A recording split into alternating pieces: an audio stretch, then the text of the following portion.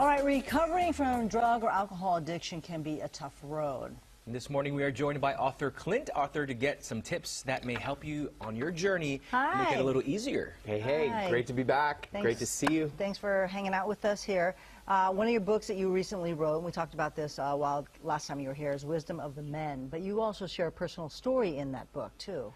Yeah, the day after I was on the Today Show, I woke up and I said to my wife, you know what, I think I'm done drinking. Oh. Came as a complete surprise.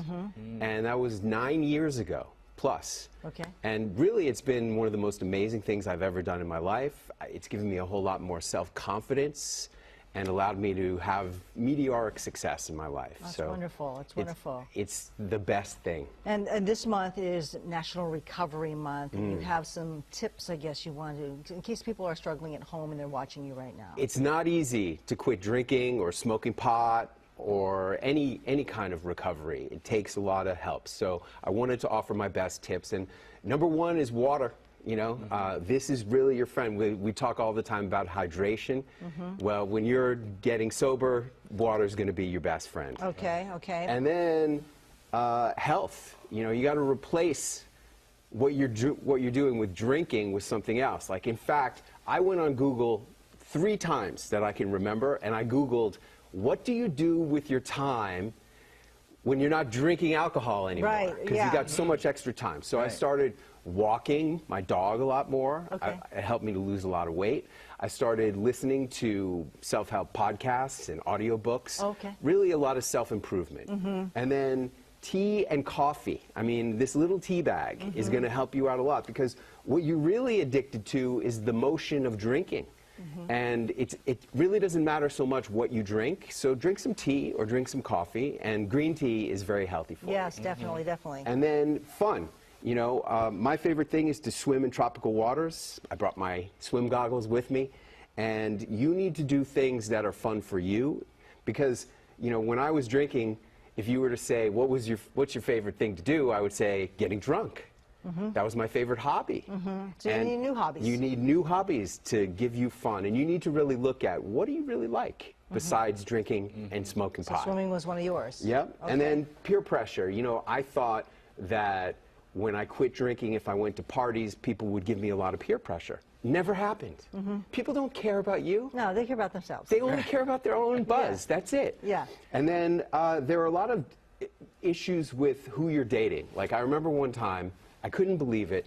I was about 3 months into my sobriety, and my wife brought home a bottle of my favorite alcohol and left it on the counter.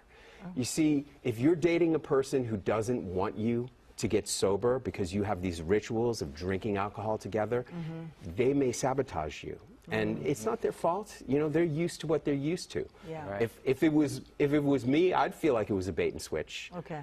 And you need to be dating or with a person who supports you in your sobriety. And there are a lot of sober dating apps that you can find if you just go on the App Store and type in sober dating. Okay. And then the last thing is to go to places where they serve non-alcoholic beverages. Yeah. Now, here in Sacramento, there are quite a few really good ones, like the Jungle Bird in Midtown, and the Snug, which is downtown, the Roost, which is also downtown, and Beast and Bounty, which is in Midtown.